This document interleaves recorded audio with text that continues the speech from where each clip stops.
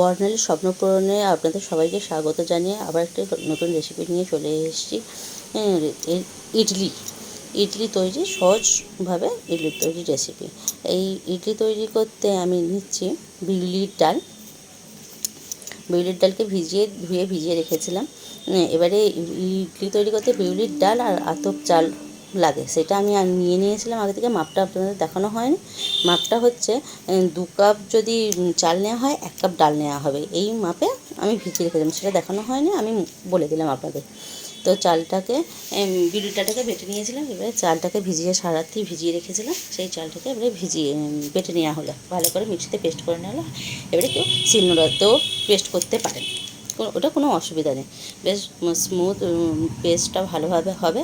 এবারে খুব ঘনত্বও না, খুব গাঢ়ও না, খুব পাতলাও না আর কি। এবারে পেস্টটা আমার তৈরি হয়ে গেছে। তাতে পরিমাণ মতো নুনটা খুব বেশি ইডলিতে নুন দেওয়া হয় না, খুব পরিমাণে। এবারে নুন দিয়েছি পরিমাণ মতন, আমি আমার স্বাদ মতন। এবারে খাবার সোডা কিছুটা পরিমাণে দিয়েছি, দিয়ে হাত দিয়েই আমি ভালো করে মিক্সড করে দিয়েছি। ভালো করে মাখাতে হবে যেন পেস্টটা, দেখেই আপনারা বুঝতে পারবেন যে কী ধরনের আমি পেস্টটা তৈরি করছি। কারণ এটা যখন সারা দিন থাকবে, এটাকে কিছুক্ষণ রেখে দিতে হয়। কিছুক্ষণ মানে 24 ঘন্টা এরকম রাখলে ভালো হয় আর কি, রেখে দিতে হয়। তখন ব্যাটারটা এরকম পাতলা ধরনের করতে হবে, কারণ ওটা বসে যাবে। আপনারা পরিমাণটা বুঝতে পারছেন তো, আমি হাতা দিয়ে তুলে দেখাচ্ছি। এবারে আমার বাটারটা রেডি হয়ে গেছে, আমি চাপা দিয়ে রেখে দিলাম। এটা খুব গরম জায়গায় বা রোদ লাগালে সেই জিনিসটা খুব সুন্দর স্পঞ্জি আর ফোলে। প্রথমেই দেখেছেন কতটা আমি পরিমাণে রেখেছিলাম, এবারে এটা ফুলে কতটা পরিমাণে হয়েছে হতে আমি কী করেছি, এবারে ইডলি মেকারটা বসিয়ে দিয়েছি। ইডলি মেকার বসিয়ে দিয়ে আমি হাত দিয়ে সামান্য পরিমাণে তেল নিয়ে ওটাই পুলিয়ে দিলাম। কেউ ব্রাশ থাকলে ব্রাশ দিয়ে করতে পারেন, আমার কাছে ব্রাশটা ছিল না সেই সময়, আমি হাত দিয়েই করেছি। দিয়ে সামান্য পরিমাণে তেল লাগবে, দিয়ে বুলিয়ে নিয়ে এবারে ওই বাটারটা একটা মাপ থাকে, সেই হাতার মাপে এবার আপনারা কম বেশি সেরকম নিতেই পারে, সেটা কোনো অসুবিধা নেই। এবার আমি একটা হাতার মাপ নিয়েছি, সেই হাতা দিয়ে এই ইডলি মেকারের ওপরে একটা করে ইডলি এর পেস্টটা দিয়ে দিলাম। দিয়ে এবারে কী করবেন, সেটা কোনো নেই, এটা যাদের ইডলি মেকার নেই তারা কী করতে পারবেন না, সেটা কোনো মানে বলার নেই।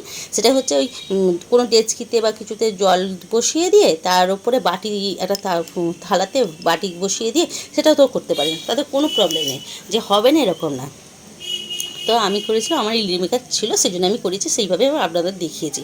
হ্যাঁ, এবার ইডলি মেকারে আমি দিয়ে দিলাম, দিয়ে যাতে বাষ্পটা বেরিয়ে যায় বা সম্পূর্ণভাবে সমানভাবে, ওই জন্য কিছুটা ঠুকে দিতে হবে। হ্যাঁ, সমানভাবে বসে যাবে যাতে। আমি ঘরোয়া মতে যেমনভাবে করেছি আপনাদের সেরকমভাবে বলার চেষ্টা করছি, বোঝানোর চেষ্টা করছি। আমি এবারে ইডলি মেকারের উপরে জল দিয়ে দিয়েছিলাম, ভেতরে জল দিয়ে দিয়েছি, দিয়ে এবারে ওগুলোকে দিয়ে দিলাম।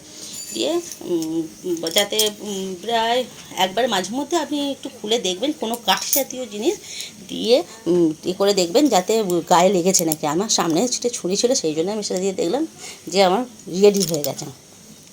আমি বের করে রেখে দিলাম যাতে তার গায়ে যখন না লাগবে তখন আপনি জানবেন আমার রেডি হয়ে গেছে।